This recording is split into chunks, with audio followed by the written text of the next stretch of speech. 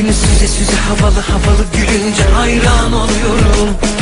İstediğimi bile bile tatlı tatlı bel altı çekinmeden vuruyorsun ya.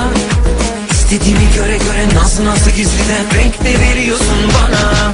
Şans meleğim nerelerdeydin, tam zamanında geldin. Süper süper, en güzel bölüm başlıyor, yanıma uzan seyredelim. Süper süper, şans meleğim nerelerdeydin, tam zamanında geldin. Süper süper, en güzel bölüm başlıyor, yanıma uzan seyredelim.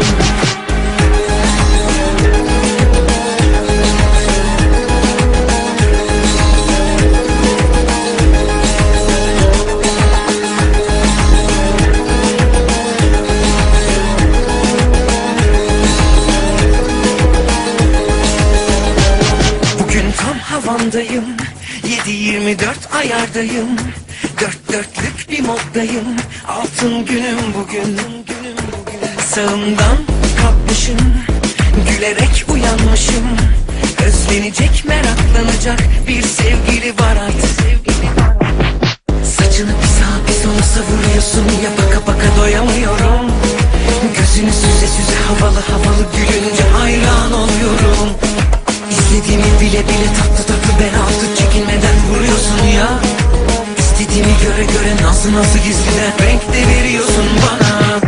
Şans meleğim nerelerdeydin, tam zamanında geldin. Süper süper, en güzel bölüm başlıyor, yanıma uzan seyredelim. Süper süper, şans meleğim nerelerdeydin, tam zamanında geldin. Süper süper, en güzel bölüm başlıyor, yanıma uzan seyredelim. Süper süper, saçını bir sağa bir sola savuruyorsun ya, baka baka doyamıyorum. Süper süper, gözünü süze süze havalı havalı gülünce hayran oluyorum. Süper süper, İstediğimi bile bile tatlı tatlı bel altı çekinmeden vuruyorsun ya. Süper süper, İstediğimi göre göre nazlı nazlı gizliden renk de veriyorsun bana.